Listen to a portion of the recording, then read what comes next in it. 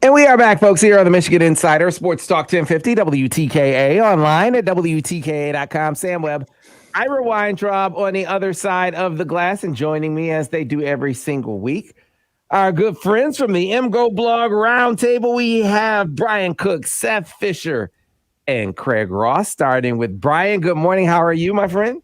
I'm good. Craig Ross, how are you? I'm good. Were you guys talking about engagement rings today? So, yes, I'll get after I exchange pleasantries with Seth Fisher. Seth, how are you this morning? I'm fine. Go ahead with the ring conversation. I mean, it was a passing comment. So, Dwayne Haskins is married to, you remember Kaiser Gondrzak, who used to play? Yeah. Married her sister. Okay, right? played at Michigan State, right? Right, and she played at Michigan State for a time. I don't know if she finished there or finished someplace else. Anyway, he bought her this the ring looked like it cost like a mortgage. It was this diamonds were everywhere, right? But then there's a report that came out this morning that said she beat him. Like, she literally beat him. She punched him in the face and cut his face and knocked his tooth out, did all these things. So I just had a question for Joe Simon. Can he get his ring back? If he wanted to, he'd be lawyer. Hey, can I get my ring back? If I wanted. Were they actually married? Were they married, or was it an engagement ring? It was an engagement ring, but they're married now. Oh, because engagement rings in Michigan are conditional gifts, and you can get them back if you don't actually get married, regardless of the construct fault. Have you looked at the Mitnick case? Meyer and Mitnick, exactly. Yep. Yeah. So I'm married to a Mitnick. Really? Yeah, it's her cousin. You guys are versatile. Right, do you realize how versatile this panel is? We want them all year round. This is maybe the most versatile panel in the country. There was no prep work on this. Craig just threw this out of the blue. This is not what we were going to talk about, but here you go. No, it's the one case I know about because it's my wife's cousin. Yeah, Meyer and Mitnick is a well-known case in Michigan where the engagement ring was given back to the purchaser because they never got married. And the fight there, I think, was over music, whether they didn't like the same kind of music. They got into some fight. At least that's what the opinions seem to say. But if it's an actual marriage ring, then it's just a part of the marital estate. And if it's $100,000 ring, then the court has equitable jurisdiction to decide what makes sense under the facts of the case. Well, hey, you just got some free legal advice, Dwayne Haskins, if you want it. So there you go. But I was gonna drop in some NIL questions here as we start to see more deals come out and try to get a feel for how this is going to affect some outcomes, because you're getting to the point now where schools are getting aggressive. I don't know if maybe this isn't covered as much in stories, but schools are starting to get aggressive with how they're involving maybe exposure to opportunities into the recruiting pitches. So now another week into the NIL influence, I'm curious if anything stuck out to you guys here in the last week. I mean, I'm fascinated by the difference between the two types of NIL. Basically, there's the players actually participating in the market and there's some marketability for them, and they're also like people are just throwing things out there. It was like a soft drink or whatever that popped up, and all of a sudden was tagging all of us in their things. But I think that kind of stuff is going to be cool, but it'll be a little weird. I put out a tweet a while ago about how a volleyball player who wants to talk about video games online is going to be way more marketable than like an offensive lineman. So that's going to be a little weird for people as they realize that the market is not necessarily what the value in the athletics, what their vision is. The other type of NIL is, hey, they just opened the door to pay players, and we're going to pay players. So that I think like we're just figuring out how to get that going. But I love some of the ideas already, like the lineman getting sponsored. But it was this Notre Dame, I think, got sponsored by the local wings place or a barbecue place. Like That's great. Like that kind of stuff is going to work for both sides. But people have been trying to funnel money to players for years, and like we're figuring out now that the doors are just wide open. So let's just. What do you guys think of Did you see the DeAndre Square show down in Kentucky? Now the DeAndre Square is a former player at Cass Tech up here in Michigan, but he has a show with the Rivals affiliate down in Kentucky called the DeAndre Square Show as part of NIL. I wonder if we're going to start seeing those pop up everywhere. Yeah. Wait, he's currently on the team, or? Yeah, DeAndre Square. Yes, sir. Well, I mean, that sounds like a lot of work that a lot of guys aren't going to have to do.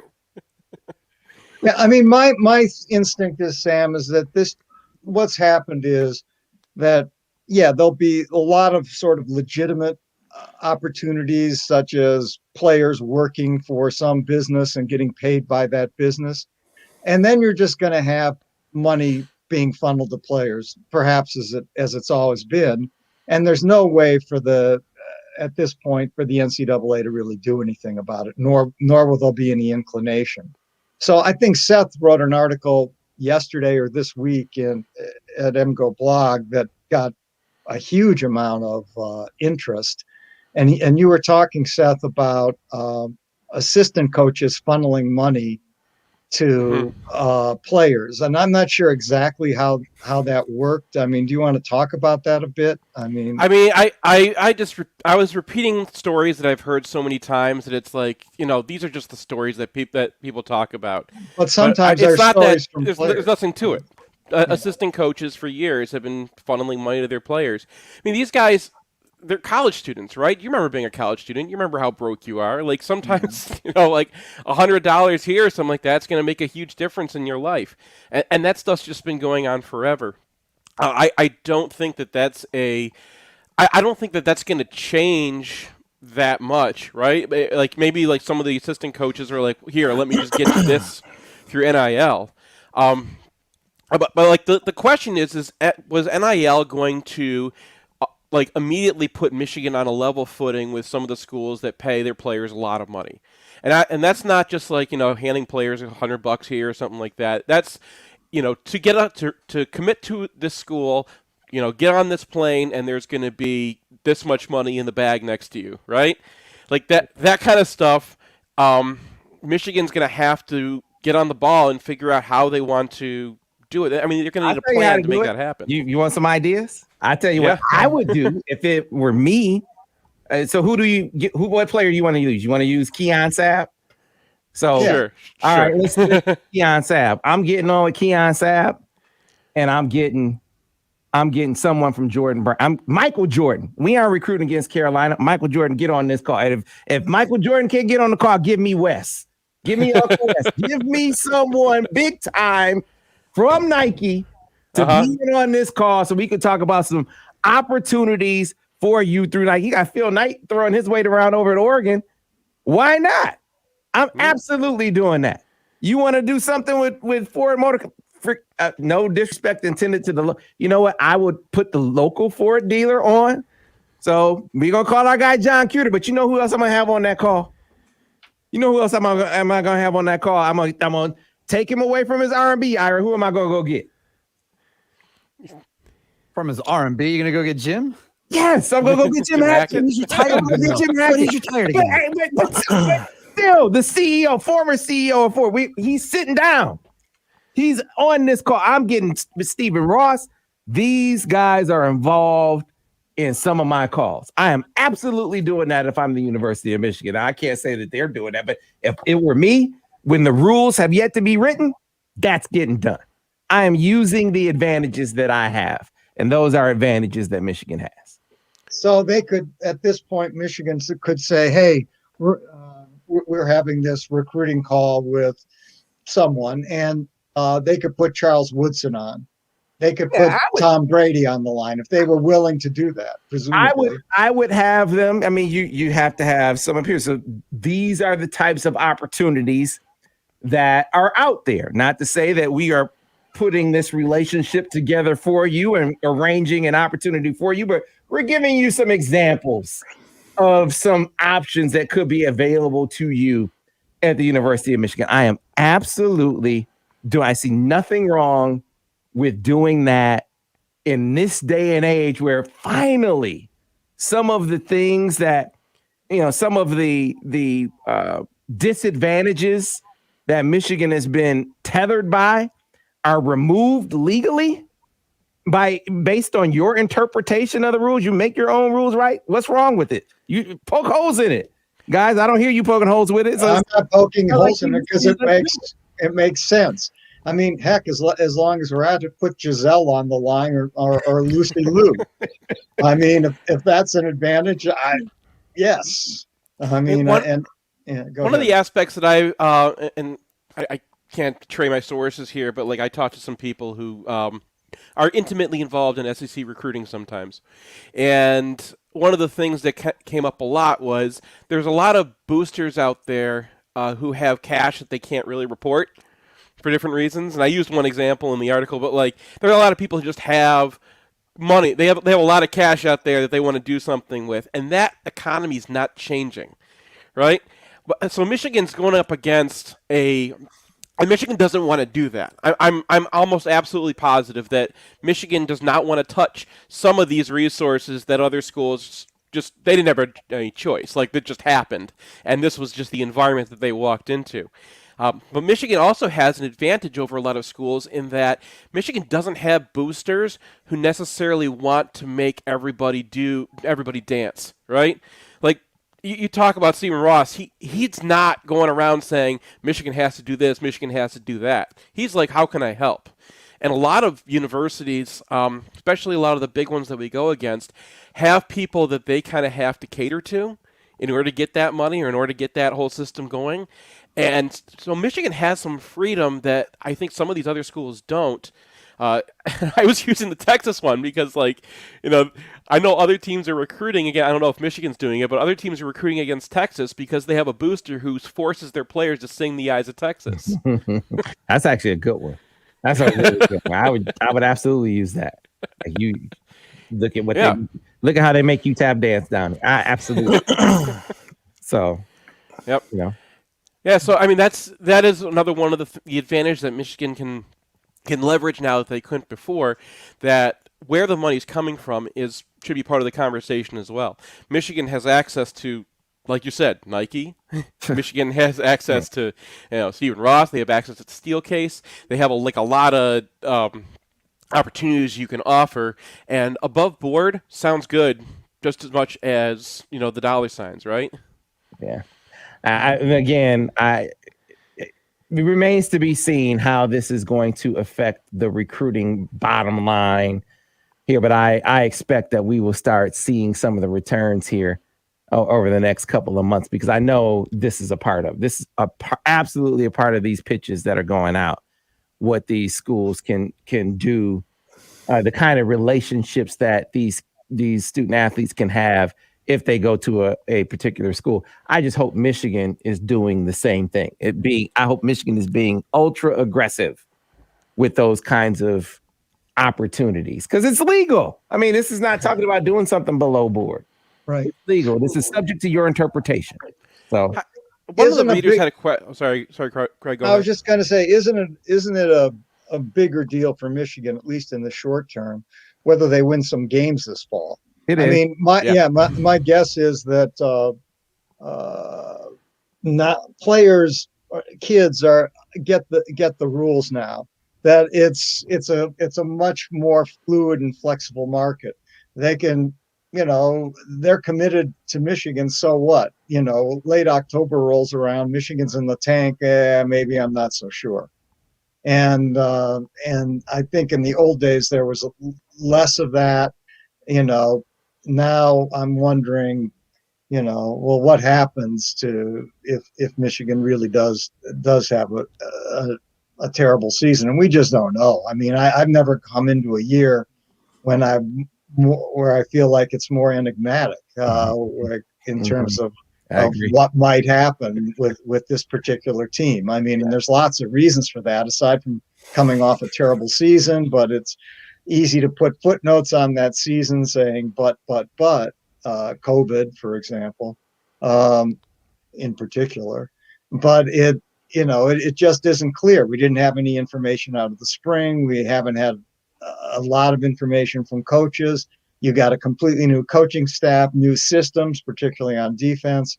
And so what's going to happen this year seems completely uncertain. And that uncertainty, if it plays out in a negative way, kids aren't like it was in the old days. Kids are going to say, well, I can go someplace else. Yeah. I mean, is that real?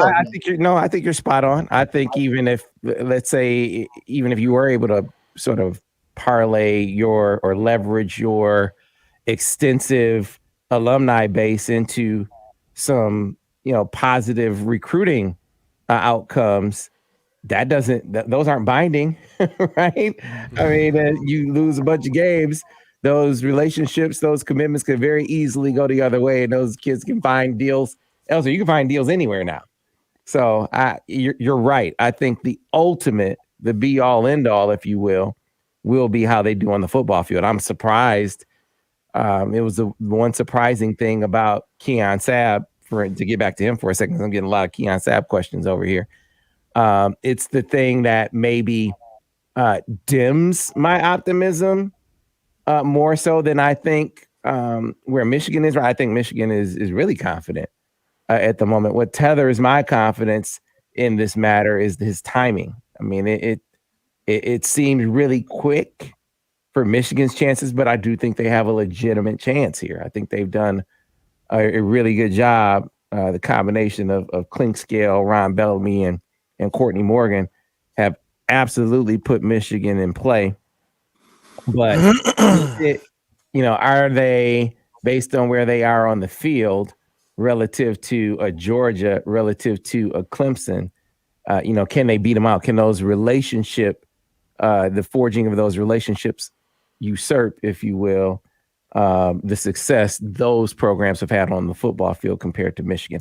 I don't know the answer to that question. I can only tell you that, talking to his dad, I think Michigan has a legit shot. I'm just not ready to say they're going to get them. So. I mean, speaking more macro level, there is systemically, certain teams are going to go to the playoffs and certain teams aren't. And until the playoffs are actually extended and we see the fruits of that, players know the score, right? They know if you go to Ohio State or Clemson or Alabama, you're going to play in the playoffs and most likely play in a national championship game. You go to Michigan, chances are you're probably not going to do that. Chances are you might get a Big Ten championship, right? The Michigan has not even come close to beating Ohio State in several years, and the recruits know it. So if you're picking your school mostly based off of, I want to get in the championship game, which is a big deal. Remember, the athletes are not normal people as far as competition is concerned, okay?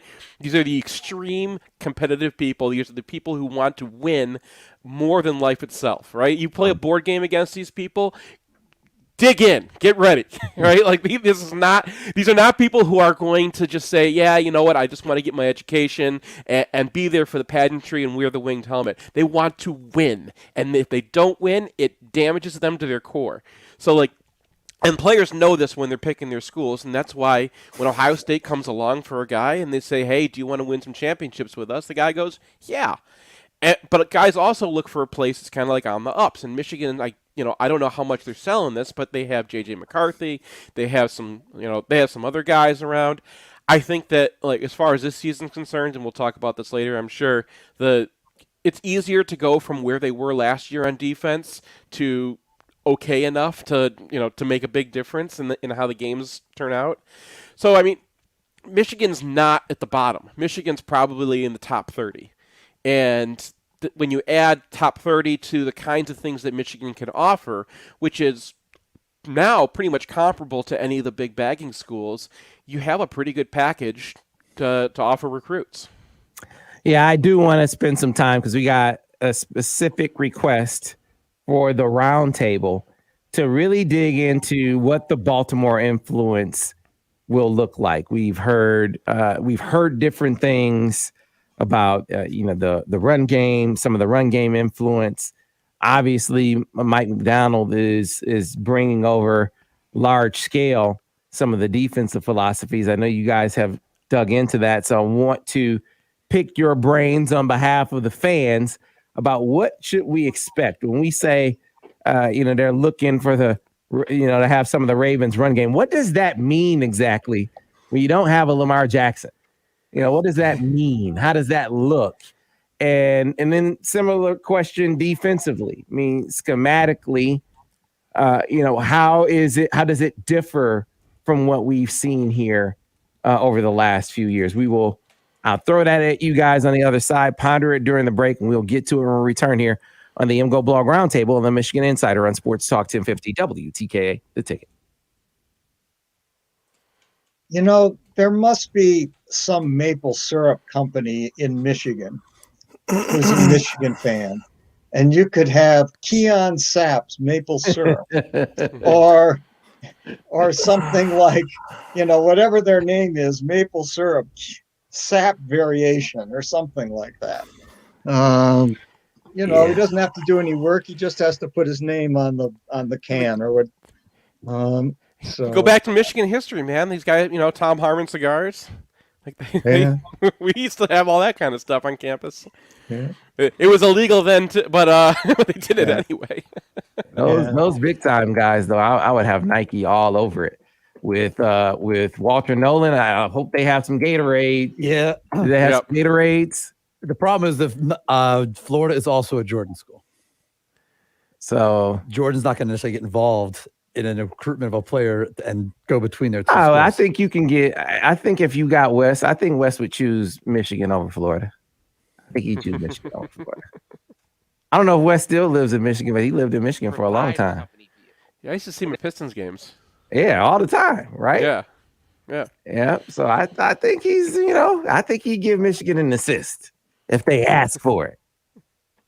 So I'll be using the hell out of it, as much as they were willing to.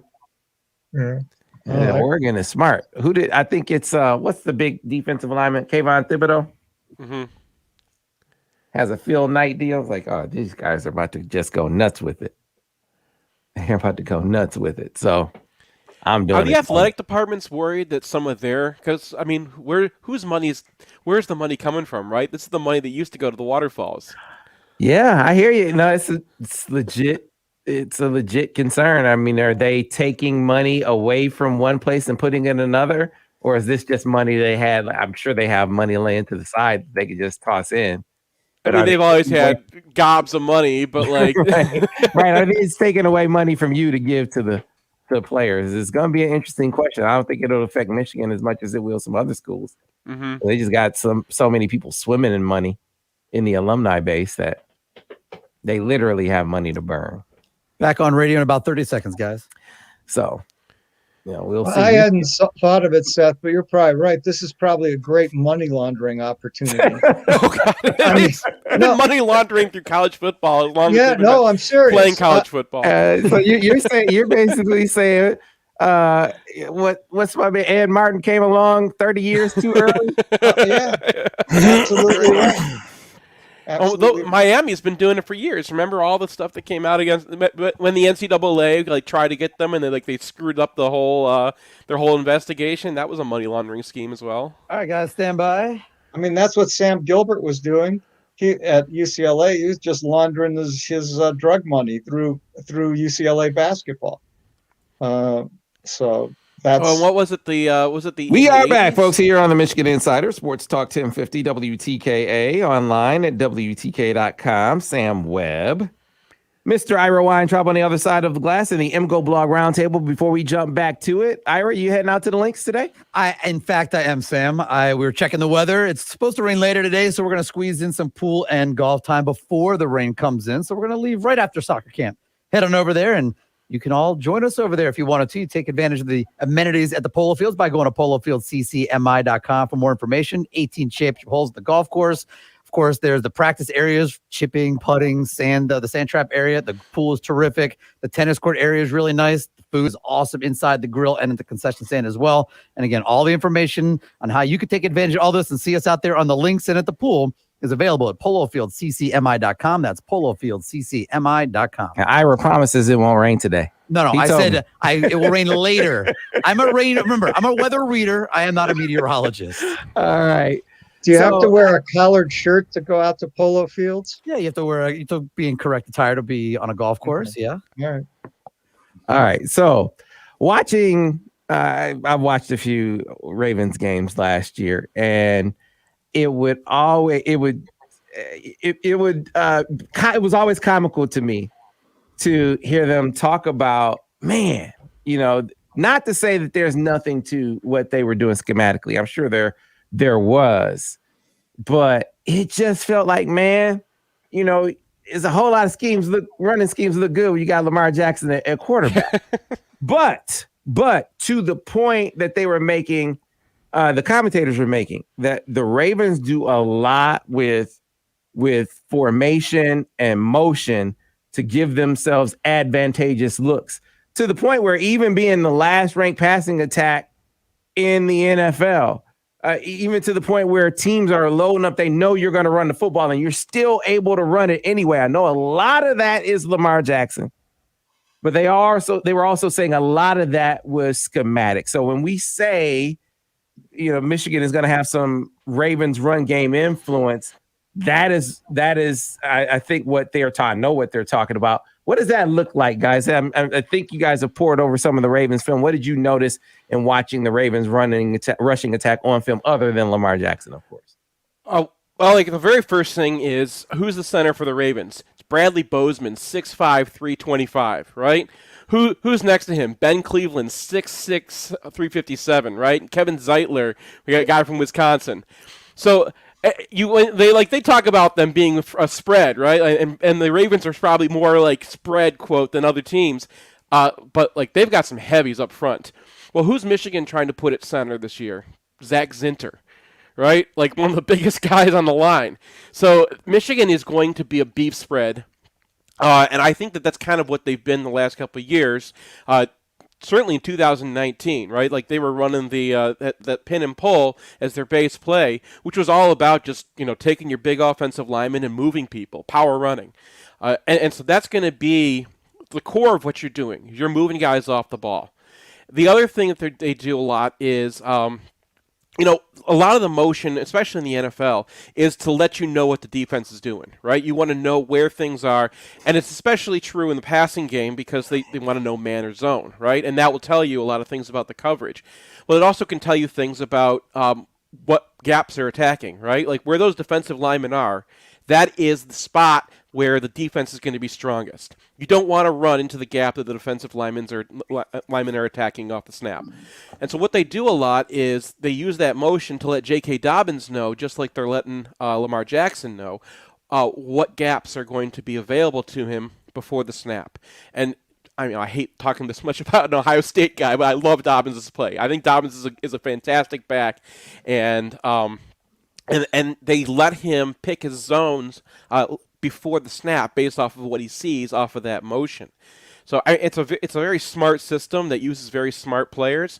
I think long term that's a good idea for Michigan to try to make their offense based off of intelligence. And I don't know how it works. We haven't seen these guys play that much, but Corum's supposedly pretty good at that. Haskins, we know he knows normally how to follow his guy into the gap. Yeah. That's a bad. But yeah, that's what Michigan wants to be. They're going to be a lot of beef up front, move guys off the ball, create gaps, and then and have the running backs know before the snap where the weak point in the defense is, so they know how to press and attack it. Yeah, I think the Zach Zinter at center thing. Not to say that I haven't been told that's going to happen. Want to be clear, but I think that's going to be the outcome, guys. I mean, I think it allows them not only, like you said, to have more beef on the line, but also I think that's a component of the most athletic line they could put on the football field with him at center. That's one of the reasons why I think they will wind up there. You could either have Carson Barnhart, who's they say is over 300 now, or Trente Jones. I don't know who it would be next to Andrew Stuber.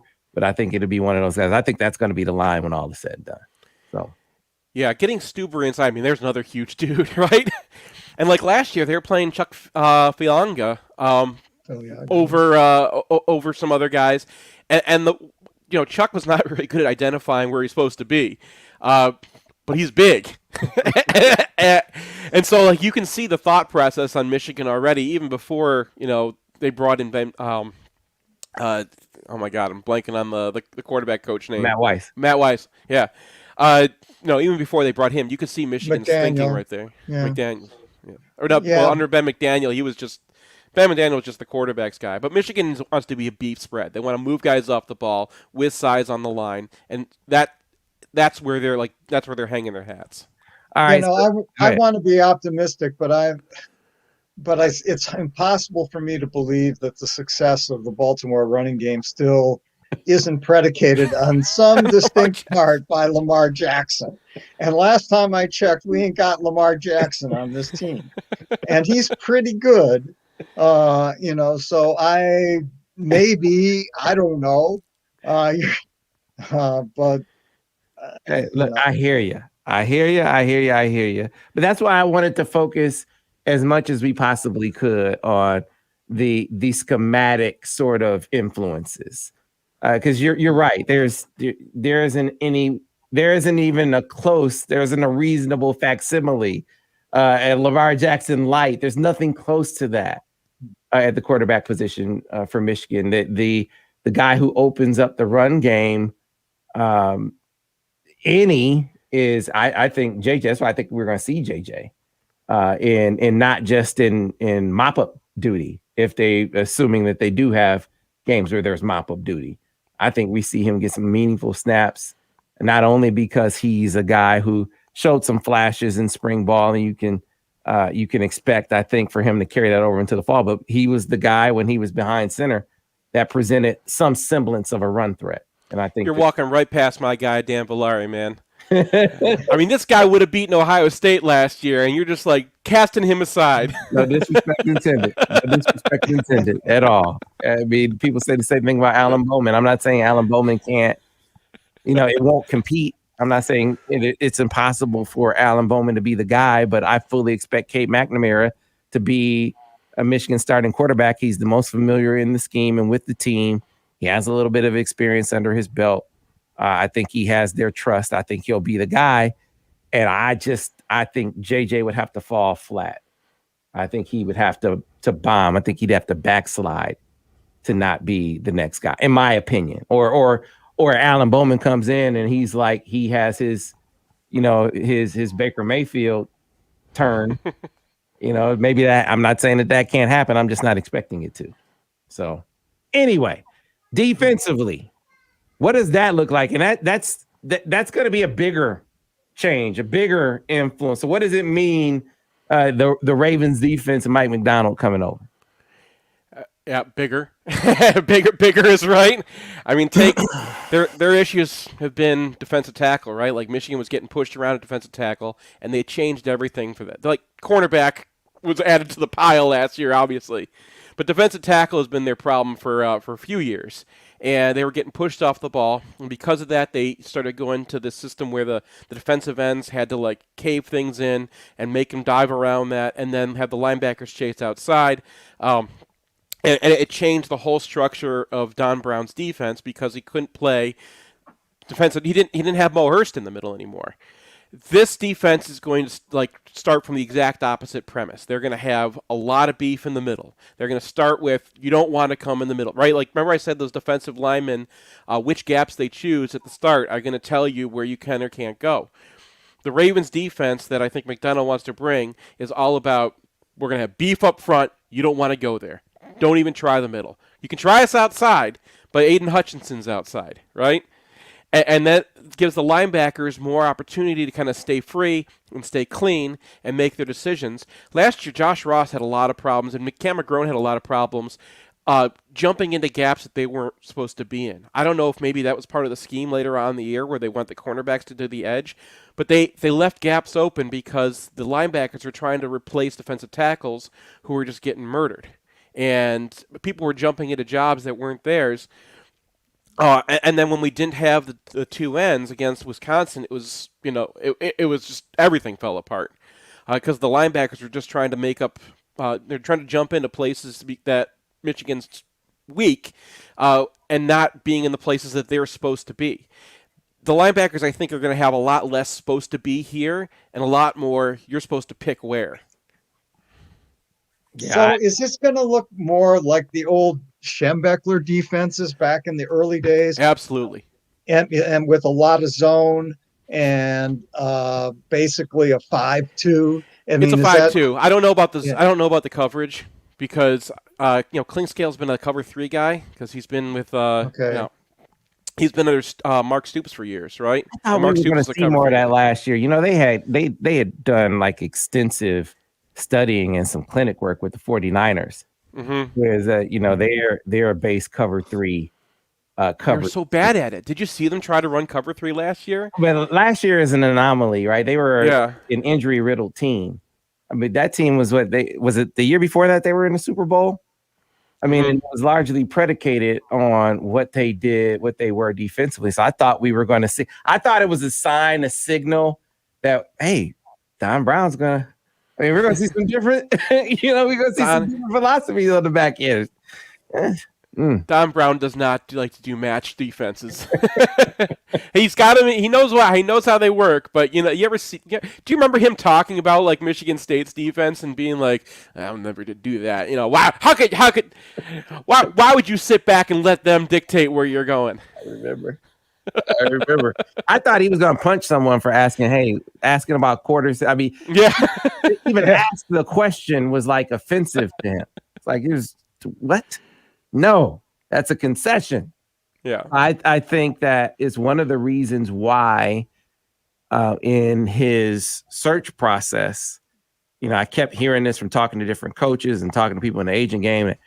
Harbaugh is looking to be able to be multiple on the back end, to be able to vary coverages more on the back end. And not to say that Michigan didn't play zone. They played a significant amount of zone. They were very multiple last year. They were throwing everything at the wall. It's just it was all a very sticky substance they were throwing at the wall because they just didn't have it.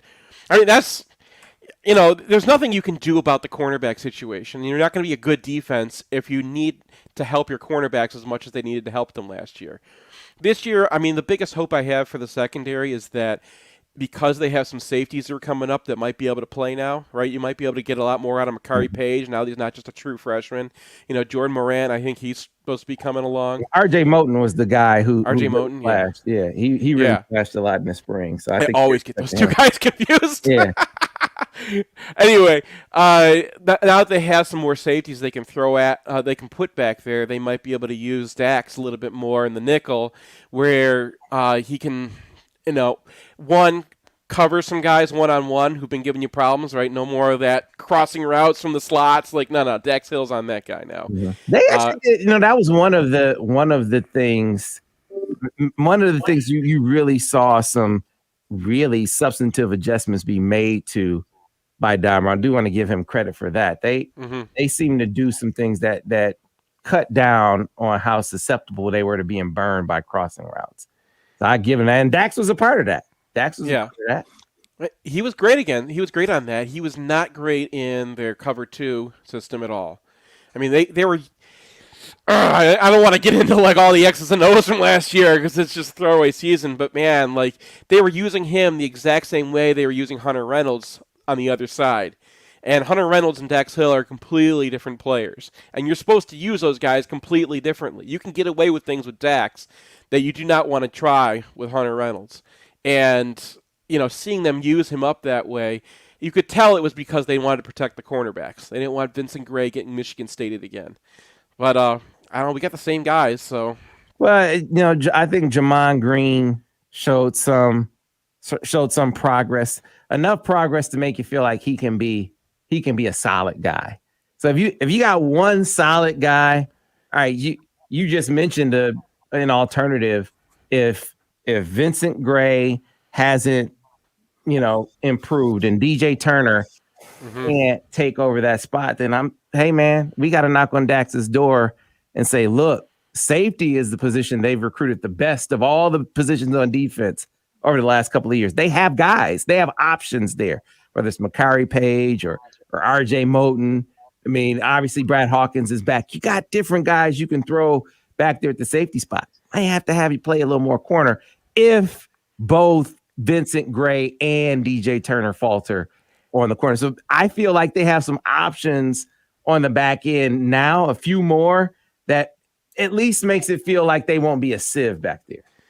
Yeah, I mean, if you're looking at different types of teams and different different strategies for different games, right?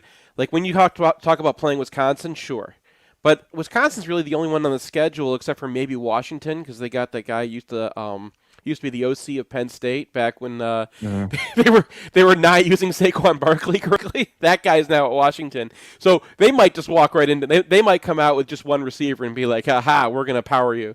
Well, I heard your breakdown, and Seth, your breakdown really leads into my biggest concern for this team. Is my biggest concern for the defense, and it's my biggest concern for the team. And you said beef up front, and I'm just like, bro, especially that Washington game. Is Jordan Whitley really ready? No, they need Jordan Whitley in that game. You don't think Mozzie Smith is going to be able to hold up? Is Mozzie Smith? Is he ready to be a consistent guy? I mean, if Mozzie can really step up and be that guy, they were saying coming out of the spring that you can't say that Chris Hinton is ahead of Mozzie. You can't say that. So okay, all right. So does that translate to the fall with Mozzie being in every series multiple down player? Hopefully, because what they were talking about before was stamina. Can he stay on the field? Mm-hmm. We'll see. But they need him to. They need that beef in the middle. Do you want to be in a situation where you're playing Donovan Jeter or Chris Hinton on the nose? At the nose, I don't think that they want to be there. No, they want to have all three of those guys out there at the same time. At the same time, right? Yeah. I don't know. It's my one little hope is that Brown asked his defensive tackles to do a lot and had them doing some complicated things. That I don't think this is going to be a very complicated system for them. Your job is going to be, soak up that dude, stay there. If it goes to the gap next to you, just get your butt big and push that guy over so that gap squeezes down. They're not going to be asked to do the same kinds of things that Dom was asking his defensive tackles to do, so it might be an easier learning curve for those guys. So I'm gonna ask you guys an unfair question, and I know it's unfair at the start. I apologize, but they ask me all the time. So how much better you expect this defense to be better, and how much? And I always say I think it'll be better because it's hard to be worse, but I'm not ready to say how much better. What about you guys? I think they'll be better. First of all, I think you're going to hopefully, if Aiden Hutchinson's the real deal, and we didn't have much Aiden Hutchinson last year, so just on that basis alone, I talked to a coach about 10 days ago. I asked him about McDonald. He goes, "No, man, that guy's a genius." He goes, "That guy's a genius, and you got to keep him. And Michigan needs to keep him in the program." And that if the Michigan defense falls apart, it's not going to be because of McDonald. It's going to be because they just don't have the personnel. They just don't have the personnel. And so I think for fans, it's perhaps important to be reasonably patient in that construct. And so, I think they'll be better. I think Aiden Hutchinson's the deal. I think their safeties are. I was thinking the same thing. He said he just asked fans to be patient. I was thinking the same thing. Yeah. Like, good luck with that, Craig. Yeah, I know. Well, maybe I'm just trying to talk myself into being patient. Okay. And I think the safety should be good. I think they've got depth there, which gives them more flexibility. I think Javon Green should be a good corner. So yeah, the question on this is, can we stop the run? And if they can stop the run, then but I don't know. BC, how much better? I don't have any idea. Yeah. Right? Because we didn't have a spring practice. We didn't have a spring game. So it's all stuff that people inside the program are talking about, and they're going to say things are a lot better, but with the person answer, I offer the same answer, dude. I say the same. Yeah. I have no idea. The personnel issues that you're looking at, where you're bringing in a guy who's from Oregon State who's never really played at Oregon State, and you're hoping that he'll be a contributor. It's pretty ominous to me. Seth, what do you think, man? I mean, last year Michigan was 95th in scoring, 54th in yards per attempt, 84th in total defense. Bill Connolly had them 42nd, and then it was like immediately, but wait, they didn't play enough games, so that was a lot of my projection still in that number. And then Brian Freeman had them 115th in defensive efficiency. So we're not just talking about a defense that was, pretty bad last year. We're talking about a defense that was Rich Rod bad. Mm-hmm. Maybe worse than some. Maybe worse than Rich Rod. Yeah, I mean, maybe one of Rich Rod's defenses was worse than this one. So we're talking about going from putrid to can you get from there to okay. Well, as long as you're not changing systems in the middle of the year, which is what happened last year, you have a chance to be not god awful. And Rich Rod that year you're talking about sounds. So if you want to ask better, yes. I think we're going to be better. What does better look like? It could be 90th in defensive efficiency, right? that's moving up 25 spots. So better, sure. Are they going to be good? I can't imagine this is going to be a good defense. We just had one of the listeners make a good point. Warren Wilkins, what do you think about this? The offense being better will help the defense. It's possible. They had some pretty last year. They had a lot of situations where they got kicked off the field quickly, or a lot of fast turnarounds. Milton would throw an interception at like the most inopportune times, and they'd stick that defense back on the field again. But they don't have a whole lot of depth on this defense, so it's not like when they're going out there, these guys are going to be like fresh and like, okay, let's send out team 2, and they're going to be just as good as team 1, and and McDonald's a first timer. Like some of the things about Don Brown is he coached a lot of college football. Don Brown has seen it all. He didn't always have the answers, he didn't have the players, but There were a lot of times that Don Brown just got the better of the offensive coordinator, and that's not going to be happening with a first-time coordinator. I don't care how smart you think Mike McDonald is. Time will tell, of course.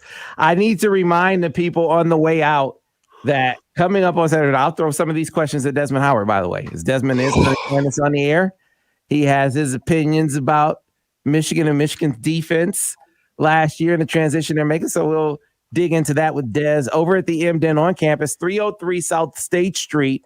There will be an autograph signing with Ben Gedeon and Desmond Howard. We're going to be giving away a signed Ben Gedeon jersey, a signed Jake Butt jersey, and a signed Desmond Howard jersey. You can start lining up for your autographs at 9 a.m. You can go and get your bracelet and come back if you want to. But the first 100 people are guaranteed autographs when they start at 1:30. So go and get your bracelet early so you can be one of those 100 people, and then we'll go from there. We'll be doing a live broadcast from noon until 3 with several guests, including Desmond Howard, including Ben Gedeon. So we're going to talk some defense, talk some Michigan football, talk some offense, talk some rewind, because they're all back as rewind ambassadors, helping people fight against type 2 diabetes, folks who are pre-diabetic fighting against obesity. I am down 30. You're a shadow of your former self. 33. I can see that. Yeah, 33 pounds so far. My goal is 50 in 12 weeks. 50 pounds in 12 weeks. I'm 33 through 9 weeks, so it's within reach. It's within reach. All right. Fellas, as always, appreciate your time. You are the absolute best. We even gave legal advice this morning. Tells you how versatile these guys are. So I appreciate you. You can find them over on MGoBlog.com. You can find us tomorrow here on the Michigan Insider on Sports Talk 1050 WTK, The Ticket, the official voice of University of Michigan Sports, Ann Arbor, a Cumulus station.